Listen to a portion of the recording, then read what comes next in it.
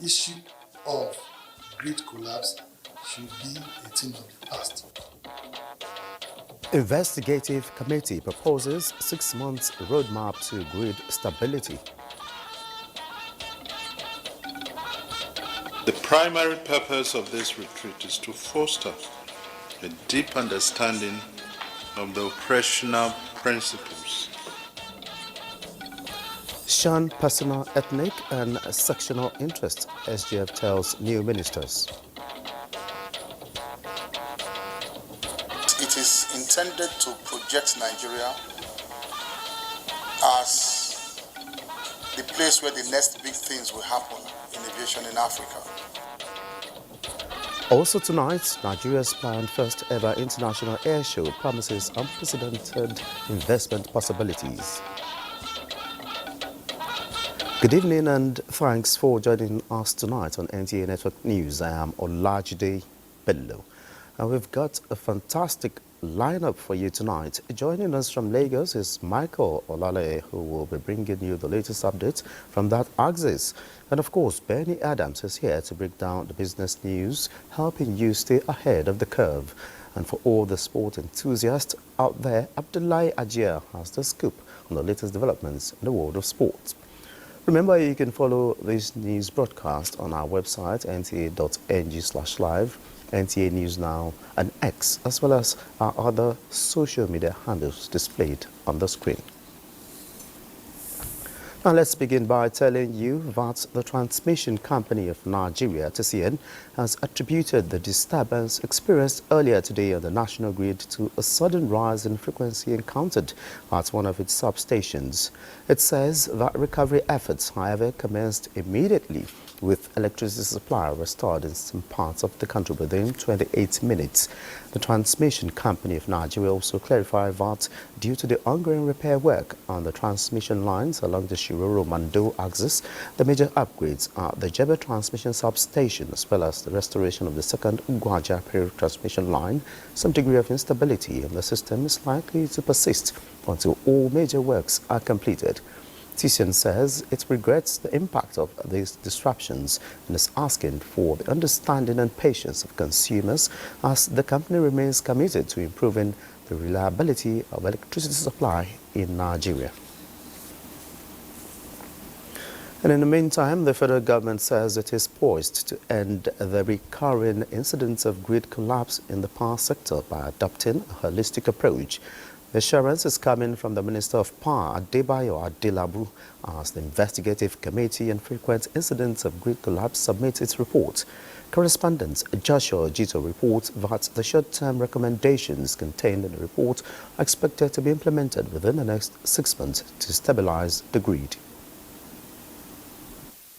We need to test those equipment, particularly at the critical nodes. We start from there.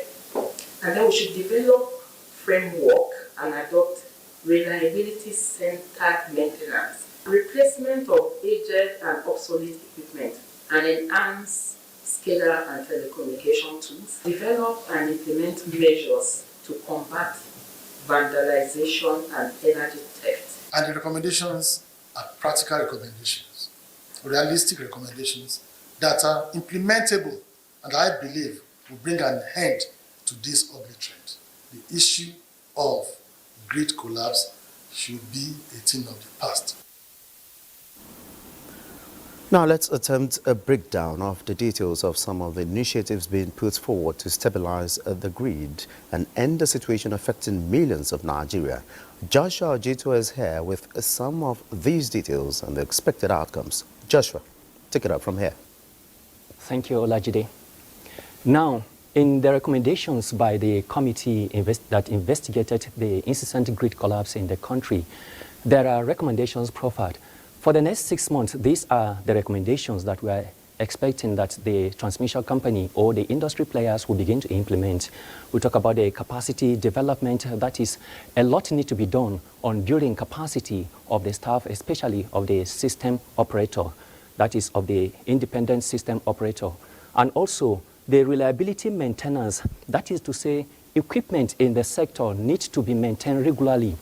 Not only maintaining the equipment regularly, but also maintenance around the equipment, especially now we'll talk about vegetation control, that should also be strengthened.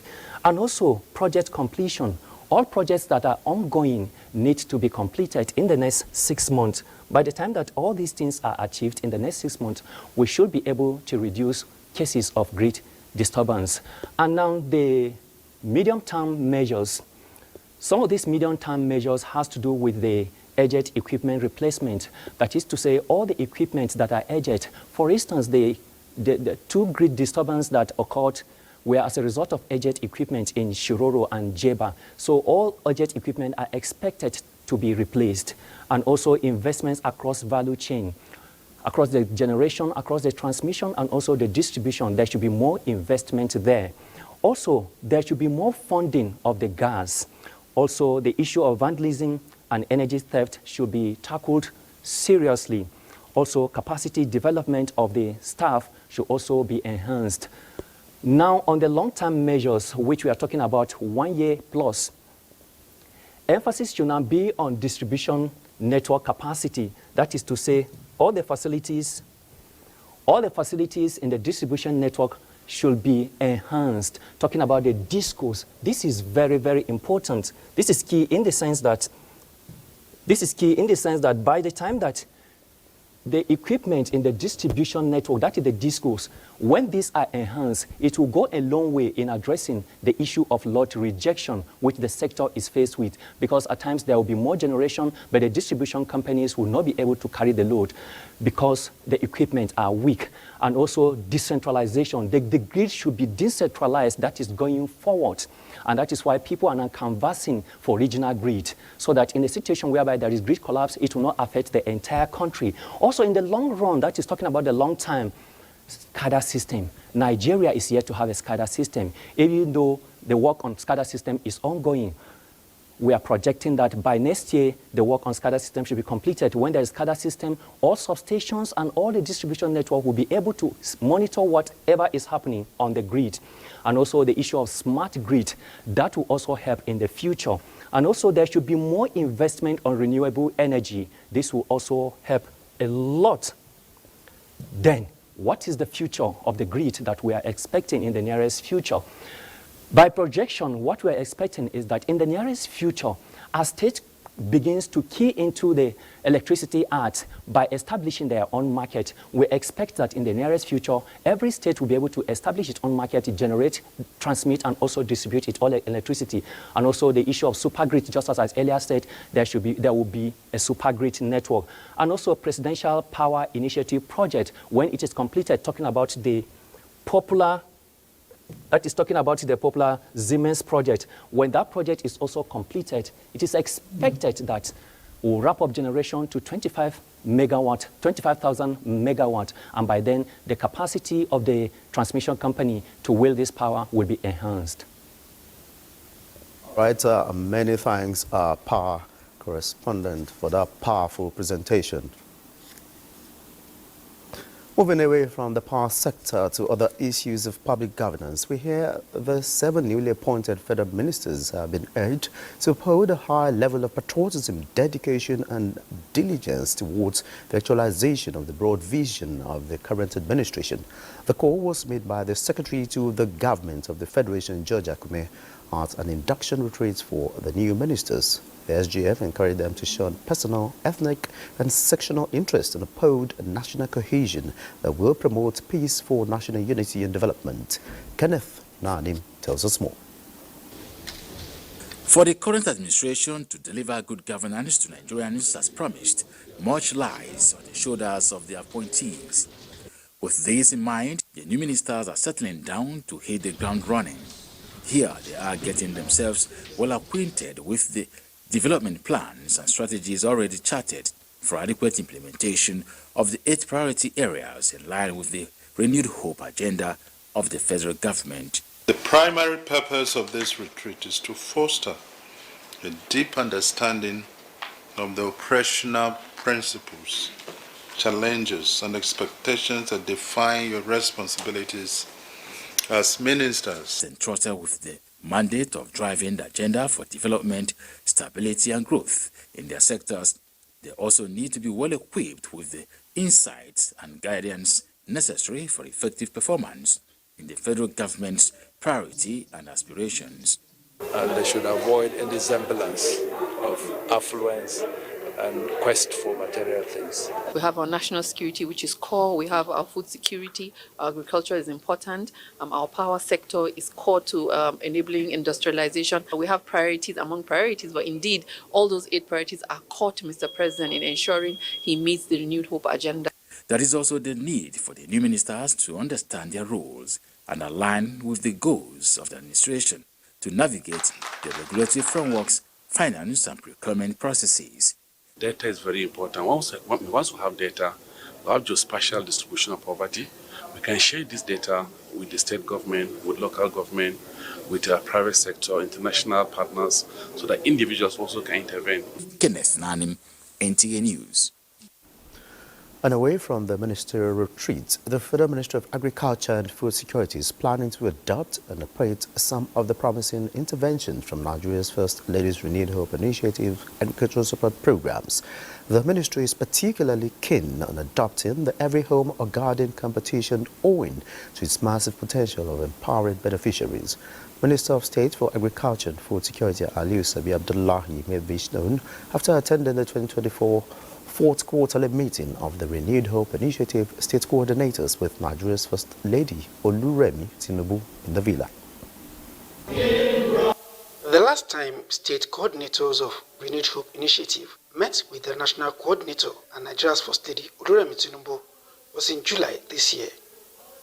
The intervening period saw many wins for the initiative with the implementation of key programs, including the launch of the Young Farmers Club, empowerment of petty traders across the country, and the unveiling of the National Unity Fabric.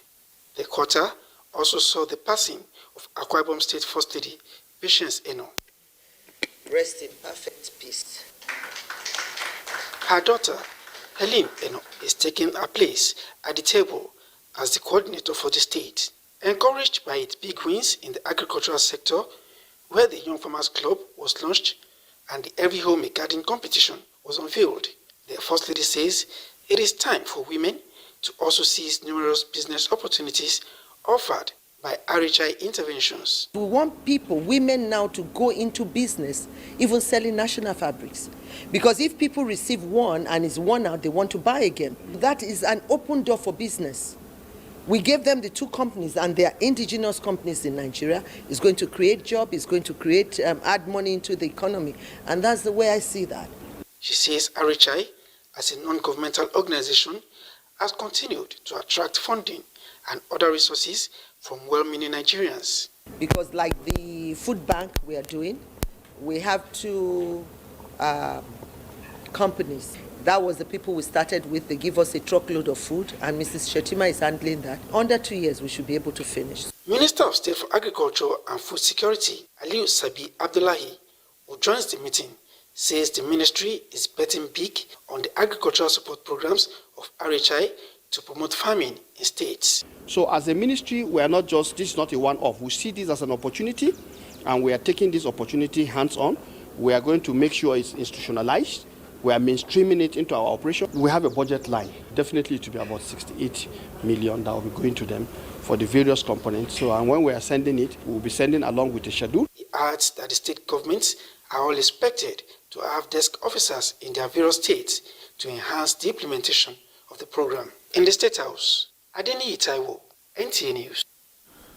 Now to objective reportage. President Bola Tinubu is putting media practitioners to task, urging them to remain factual, truthful and patriotic in the discharge of their duties to foster peace and development in Nigeria. The president, represented by the Minister of Information and National Orientation, Mohammed Idris, gave the advice at the 20th Guild of Editors Conference in Yenagoa, Bayelsa State. Doris Akumoye reports. The conference, which had in attendance veteran journalists and editors, is geared towards addressing the challenges in the media industry and charts a common front in surmounting them. President Bola Tinubu, represented by the Minister of Information and National Orientation, said the media has played a pivotal role in shaping Nigeria's democracy and development. The president said his administration, through his renewed hope agenda, has initiated interventions and reforms to cushion the present economic realities. He called on the media to report to foster peaceful coexistence. Government, of course, is desirous of ensuring that every member of the media gets the benefit of this democracy. What do I mean by that? Enhanced pay, enhanced working condition, enhanced tools of operation. We're working on all aspects of that, and as soon as they mature, the media will also be available of that information. The significance of the media in every democratic governance has been recognized as far back as the 17th century. As editors, we are not only stewards of information and truth, but also stakeholders in our nation's development. The fallout of the conference is expected to rekindle innovation and growth in the media industry. In Yenagoa, Doris Akomonye, NTA News.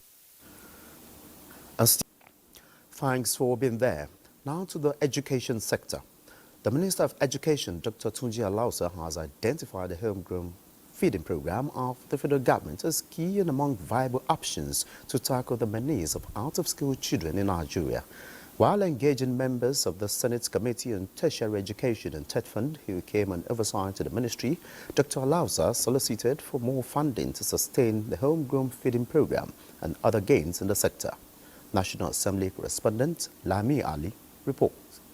Engaging the legislators for the first time since his deployment to the Education Ministry, Dr. Alausa said, aside the challenge of millions of out-of-school children in Nigeria, government will also reform the education system to focus more on science, technology, mathematics and medical sciences to make graduates employable.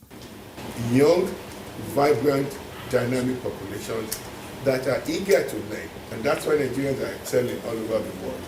We have to give these children opportunities.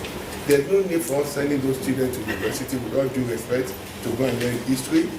We have enough of that to go and learn geography. When we can crank them into science, technology, engineering, mathematics, and to become the innovators. Mr. Minister, you are on the right trajectory on that, and I commend that. Please continue. School feeding program is a wonderful program, but I must tell you is a mess, especially in the rural areas. I visited some schools when it was ongoing, and I saw what they were giving the children. The committee expressed worry over issues of security and energy in higher institutions, urging that uninterrupted power supply should be priority. Most of the allocation given to the universities are going in payment of electricity bill, and some of them even are disconnected. As the National Board for Technical Education, the committee disclosed that the act establishing the board will be amended to achieve intended goals. I hope this TED Fund Act can be amended so that polytechnics can also benefit.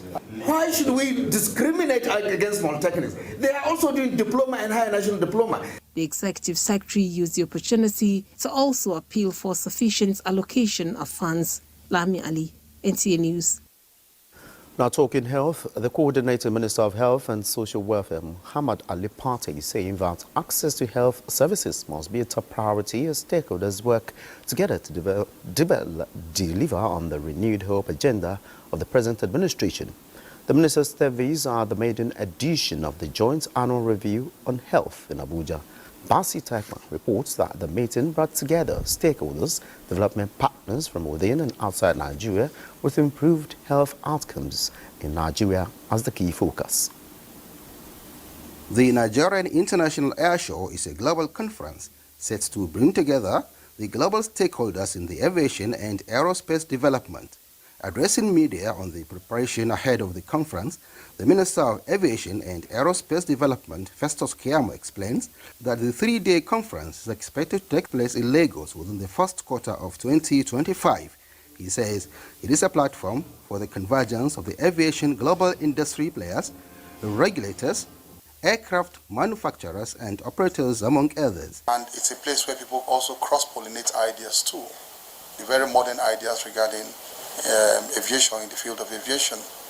Some of the biggest names in aviation will be coming to Nigeria.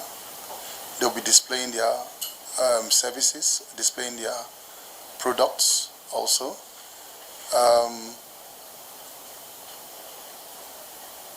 It is intended to project Nigeria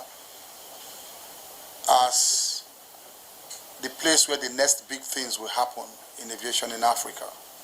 He stated that the entire program speaks volumes to the nation's quest of reshaping the economy, encapsulated in the renewed hope agenda of the present administration. In Abuja, Aliu Kabir, NTA News. We're sorry about that mix-up. That was actually the Aviation Master Plan on Airshow Development in Nigeria, a report by Aliu Kabir. And from Lusaka, Zambia, where we hear African women are neck-deep in a critical conversation revolving around the digital transformation agenda. Gender advocates at the ongoing 2024 Africa Women's Conference in the Southern African country staunchly emphasizes that it's undoubtedly a pathway to meeting global targets for inclusivity in economic development and equal opportunity. Olusheye Adiagbo tells us more. While African countries are quite outstanding in digital finance, over 400 million people on the continent, mostly women, still don't have access to digital financial services.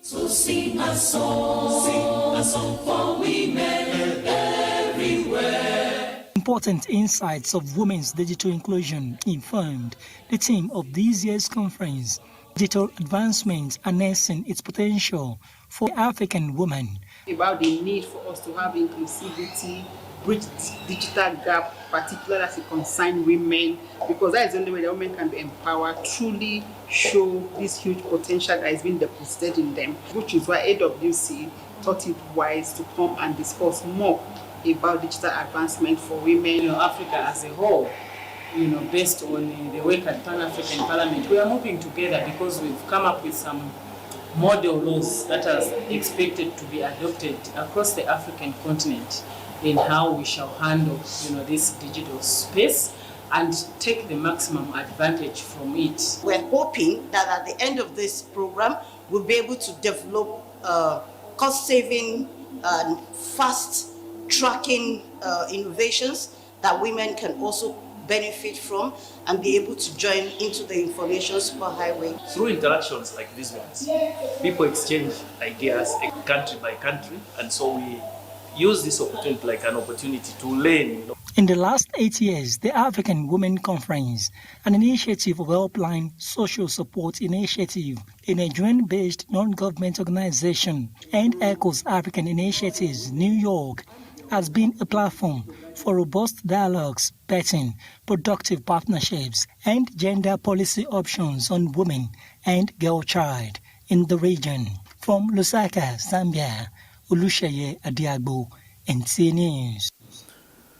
And the three-day international forum on development in Lake Chad Basin has concluded in N'Djamena, Chad, with a resounding call to action.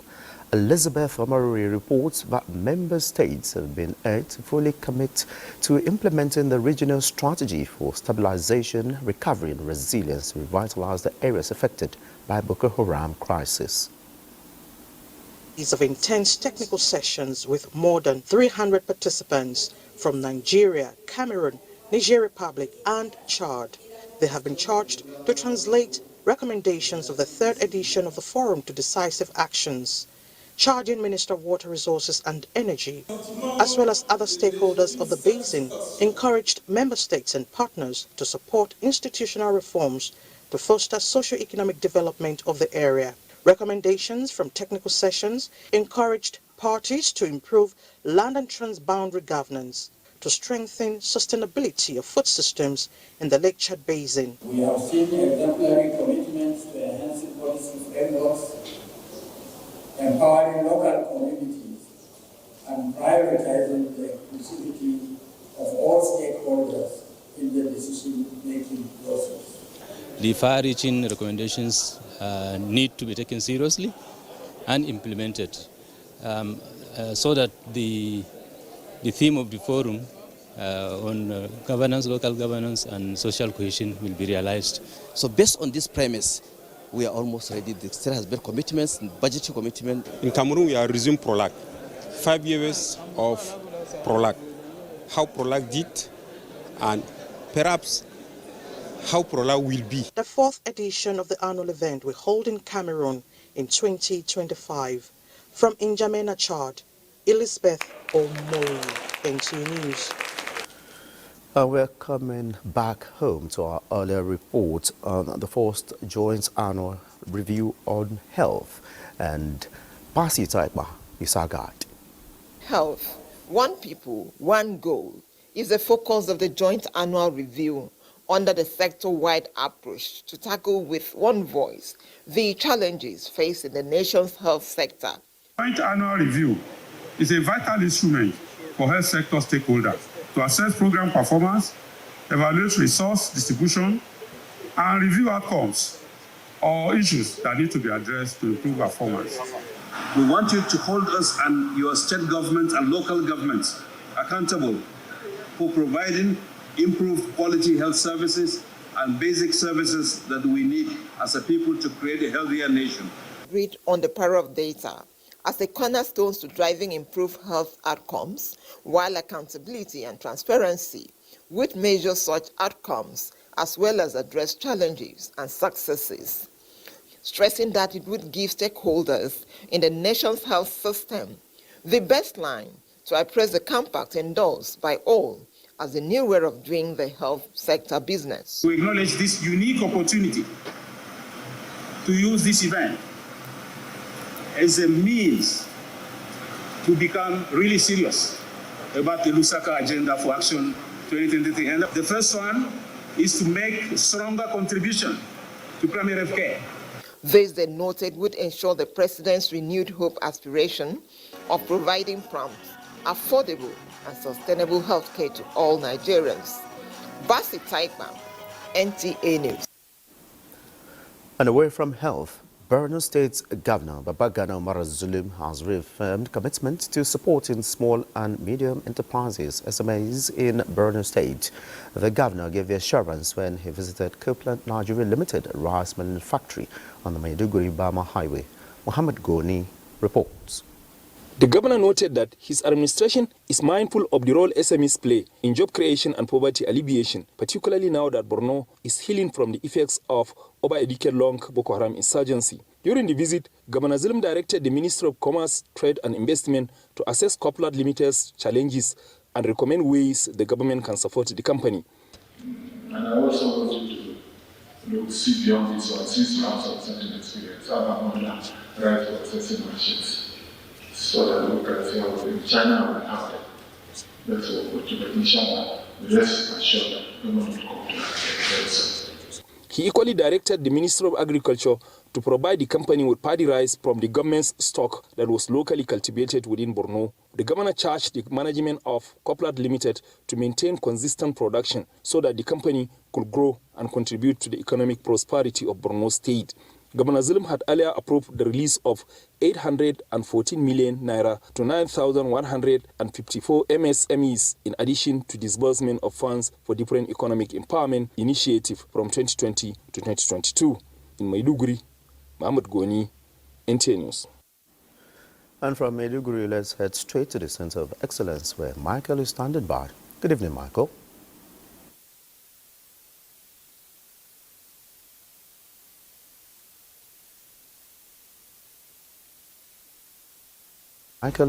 Nigeria, and thanks for joining us in Lagos.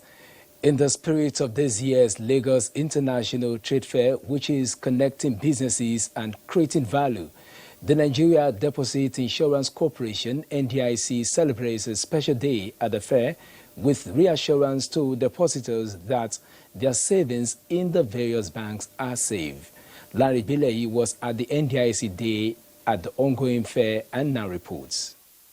It is a tradition at the Lagos International Trade Fair for participating organizations to have a day in presenting prospects and opportunities for Nigerians at the 2024 Trade Fair, maintain the status quo. The Nigerian Deposit Insurance Corporation, NDIC, used the opportunity to inform, assure, and connect with Nigerians of their offer. The Director General of the NDIC represented reaffirms the corporation's commitment in stabilizing the nation's banking system for investment growth. The NDIC, established 3.5 years ago, has been a key player in protecting depositors, especially the most vulnerable, and contribute in strengthening the financial system.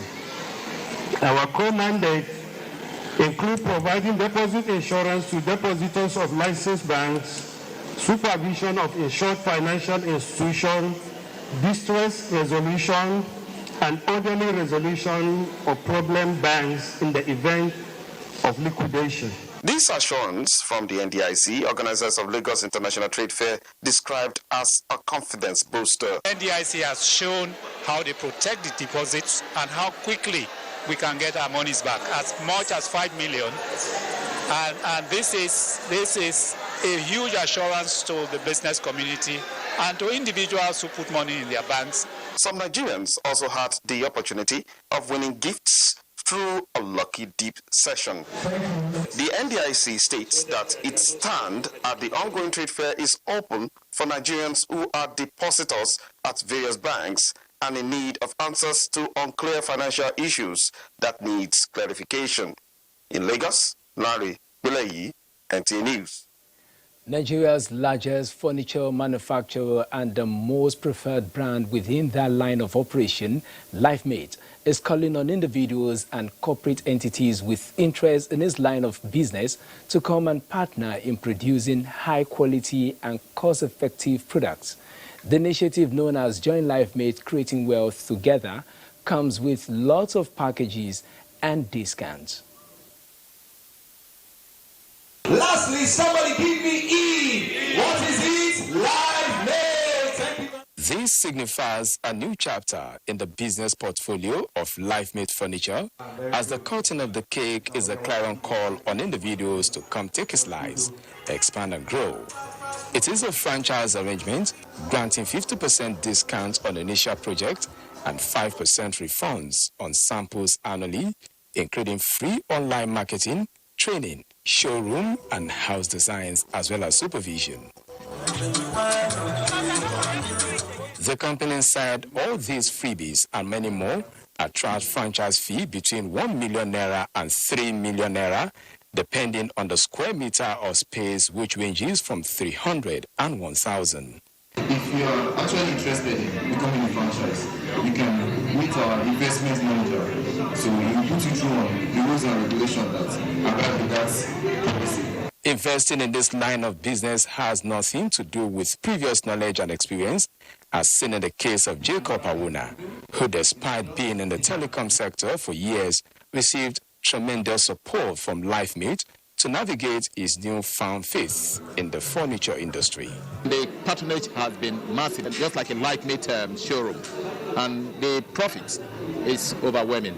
With 18 years of uninterrupted development, culminating into dozens of direct sales stores and more than 500 dealers, Lifemate says areas of partnership under this arrangement are endless. Join us in our commitment to sustain and be part of Lifemate's journey in creating wealth together as we craft exceptional furniture for our valued customer. Let's build something great. Known as the largest manufacturer, seller, and top furniture brand in Nigeria, is not just by name, but by the track records in which Lifemate's production base of 160,000 meters square in Ogun State offers a vital platform in creating wealth. Those are the... Glad to know you're still there. Now talking security. The military says some of the spillover effects of the coup in Niger, Mali and Burkina Faso are beginning to surface as new terrorist sects have emerged, penetrating into Nigeria through the northwest and parts of the Sahel. The Director of Defense Media Operations, Major General Edward Buba, stated these at the bi-weekly Defense Media Briefing in Abuja. You fighting this terrorist? It is another bi-weekly Defense Media Operations, and Director of Defense Media Operations briefs the media on the mandate of ongoing armed forces operations across the country. More worrisome to the defense headquarters is the emergence of a new terrorist sect, a product of the Niger, Mali and Burkina Faso coup, penetrating into Nigeria. Troops are confronted with a new terrorist sect in the northwest, known as Lakurawa, affiliated to terrorists from the Sahel. This came as a result of the coup that took place in Niger Republic. We are going to put those terrorists at bay, and we are going to find and flush out those ones that have come in. The defense headquarters notes that the demise of the Chief of Army Staff, Lieutenant General Torid Lagbaja, would serve as a reminder to keep his hope for a secured Nigeria alive. His strong desire was for us to defeat the terrorists both on the battlefield and wherever, and bring peace back to citizens of this country. Rather than allow his passing away to derail us, we take motivation to go forcefully after these terrorists and defeat them. Records from the defense headquarters show that in the month of October, troops neutralized 481 terrorists, arrested 741 of them, and 492 kidnapped victims regained their freedom. Over now to Benny Adams for the business news segment. Benny. Thank you, Olajide. And now talking business. Nigeria's multi-million naira scrap and waste industry is being threatened by activities of illegal vendors and vendors of public infrastructure. Hence, the need for National Association of Scrap Metals to collaborate with the Federal Ministry of Steel Development, the Ministry of Industry, Trade and Investment, and the security agencies to checkmate activities of vandals across the country for economic growth. To catch those who are not members of Scrap Development has decided to do something. Go to the Niger Delta, go to Port Harcourt, Akwa Ibom and some other area to name a few. You see the level of havoc, wreck on the economic system of Nigeria by vandals. Vandalism and illegal ticketing on our highways are serious concerns that undermine infrastructure, impact livelihoods, and disrupt the economy. The IGP has directed all state commanders to give you maximum protection. We have designed what we call scrap dump sites that we are going to kickstart very soon. This will fish out the criminals when we register them. Now, just after President Trump's victory, the U.S. Federal Reserve Bank just cut interest rates by 25 basis points, just as U.S. equity market soars to new highs. S&P 500 and the Nasdaq composite such an optimism for economic growth and deregulation. And back home in Nigeria, the bulls are back with the all-share index up 37 basis points, and investors gained 216.83 billion naira, recovering some of the losses incurred in the previous session due to renewed investors' interest in some stocks. Like we can see now, talking about the total volume of shares at the end of transaction today, we have 744.5 million traded shares in 9,700 deals valued at 16.4 billion naira. And look at the equity capitalization has appreciated from the 29 benchmark to 30.1 trillion naira at this point, taking us to the all-share index, which is now 99,448.91. Just a few basis points to get us to the 100 benchmark. And you can see the market actually appreciated 0.37% at the end of transaction today, which says the market is actually doing well, not just from the United States of America, but also down in Africa and also in Nigeria. That is it on business. Olajide, you can take it from here. Many thanks, Benny. It's always a pleasure doing business with you. And away from business, Kogi State government says its efforts towards addressing climate change impact through agroclimatic resilience and semi-arid landscape projects, AgriSolve, are yielding results and are being embraced by the people. This is coming on the heels of recent inspection of gully rehabilitation projects across the 3 senatorial districts of Kogi by a delegation from the World Bank and the National Implementation Team of AgriSolve. Jonathan Omajali reports that the delegation expressed satisfaction with the state's initiative in ensuring food security. Several communities across Kogi State, severe gully erosion and other environmental challenges continue to threaten homes and farmland.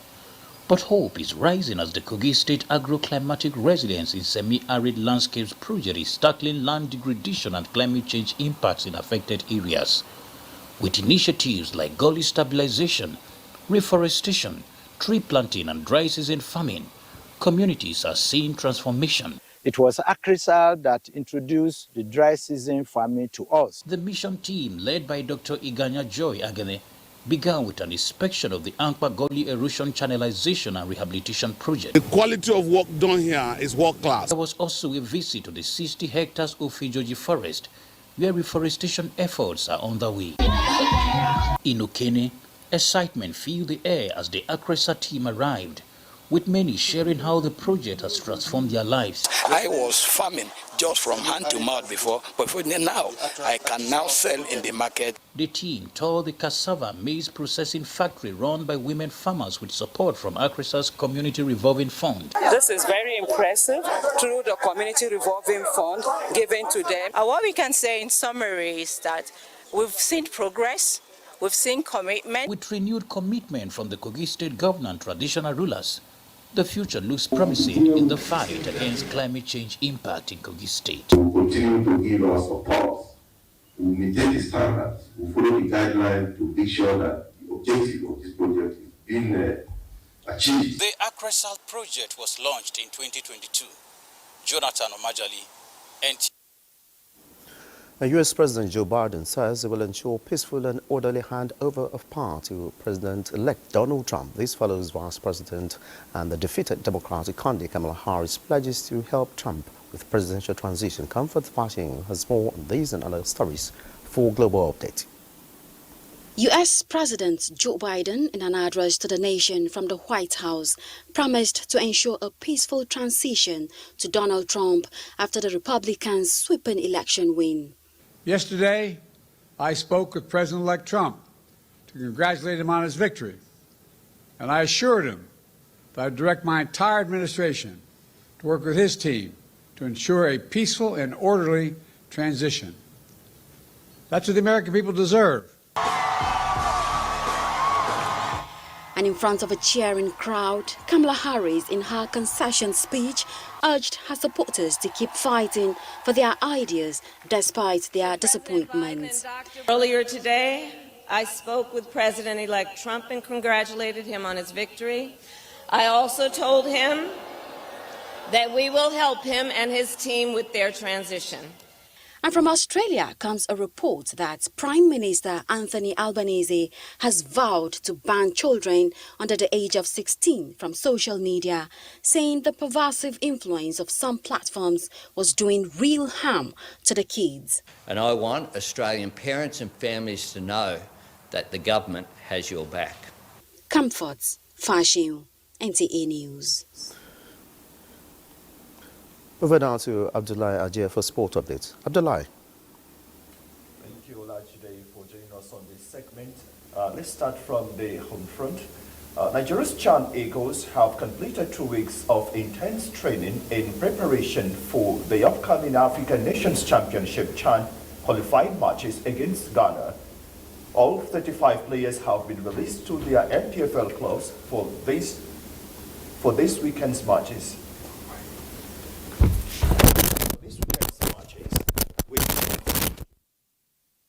We want to go like a cup final. We want to go to win all matches. It doesn't matter whether, I'm not even aware we just needed a point. All I'm aware is, according to what he told us, the mentality he gave to everyone is to go to all matches.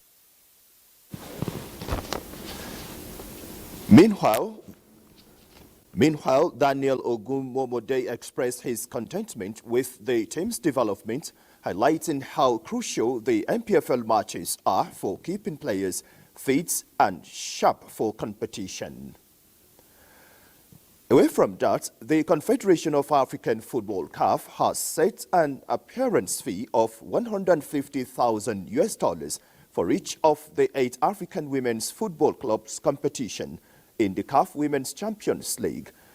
Morocco 2024. This year, CAF raised the prize money by 52%, and Nigeria's representative, Edo Queens, is expected to receive 255 million naira for participating in the tournament. The 2024 CAF Women's Champions League kicks off on Saturday across 2 cities in Morocco, featuring 8 clubs. Now, let's quickly give you some results in the Europa matches played this Thursday.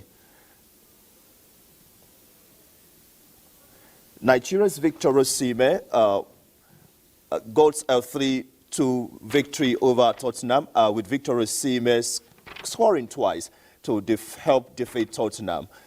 Manchester United are currently taking on Maccabi Tel Aviv in a goalless draw so far. Frankfurt were 1-0 victors over Slavia Prague. In other results, Union Saint-Gilloise played a 1-1 draw against AS Roma, while FCSB got a 2-0 win over Midtjylland. Olympiacos and Rangers settled for a 1-1 draw, while Nice and FC20 also got a 2-2 draw. These are some of the results and other results of the Europa League matches played today. Well, there's the much we have for you on the sports segment. Back to you, Olajide. Many thanks, Abdullahi Ajia, for the sports segment. Former Nigerian military President General Ibrahim Badamasi Babangida has commiserated with President Bola Ahmed Tinubu over the death of Chief of Army Staff Lieutenant General Taoreed Lagbaja. In a statement by the media aide to the former military president, Abdullahi Mahmoud described the death of late Chief of Army Staff as not only a loss to his immediate family but to Nigeria. General Babangida eulogized the late Chief of Army Staff, saying his vigorous efforts at the front line of war to fight banditry and insurgency producing positive results, as it is unfortunate that he would not be alive to see it through, while enjoining the Nigerian armed forces to continue with their sacrifices to safeguard the country's democracy and her territorial integrity. General Babangida expressed his heartfelt condolences to the deceased family, officers and men, as well as the country that has once again lost a gallant army chief. And that's it on the network news. Many thanks for being a part of it. I am Olajide Bello.